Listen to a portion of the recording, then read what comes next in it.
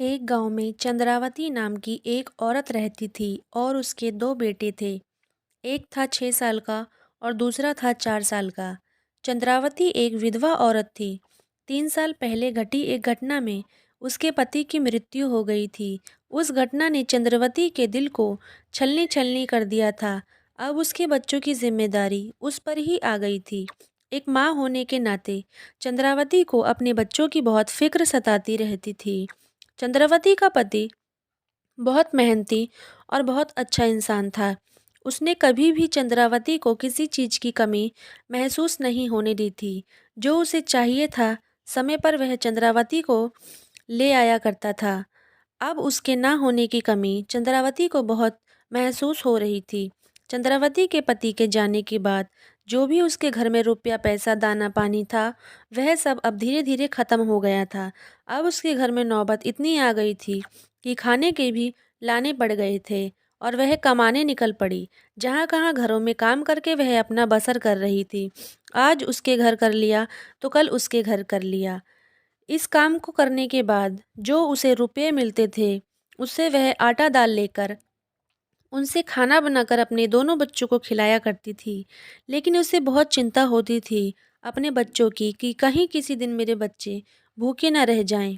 खुद एक रोटी खाकर अपने बच्चों को पेट भर खाना खिलाया करती थी। कुछ महीनों बाद उसकी तबीयत बिगड़ने लगी और वह और ज़्यादा चिंतित रहने लगी। और मेरे बच्चों को कौन देखेगा, मेरी यह हालत मुझे कुछ करने नहीं दे रही। चिंता में ही वह बहुत ज़्यादा कमज़ोर हो गई। अब लकड़ी का सहारा लेकर वह चलने लगी थी। ऐसे ही कुछ दिन और बीते और उसका चलना फिरना बिल्कुल ही कम हो गया। अब वह आसपास के घरों में ही जा सकती थी और वहीं से मांगकर अपने बच्चों का पेट भर रही थी। इतनी कमज़ोर हालत और इतनी कमज़ोर होने के बाद वह ठीक से खड़ी भी नहीं हो पाती थी। तो फिर उसके बच्चे पड़ोस के ही घर में से मांगकर कभी रोटी तो कभी सब्जी ले आया करते थे।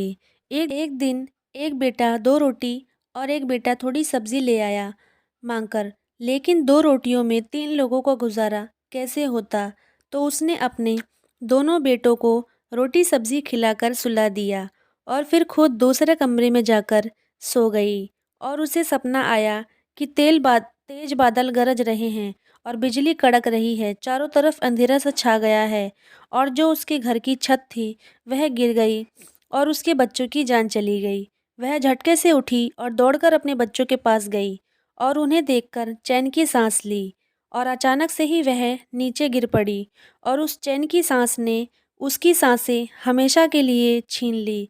तो दोस्तों, यह थी माँ की ममता। माँ ऐसी ही होती है। दुनिया साथ छोड़ देती है पर वह साथ चलती है। कैसे भी हो हालात, पर माँ नहीं बदलती है। तो दोस्तों, आज की कहानी आपको कैसी लगी हमें कमेंट करके ज़रूर बताएं।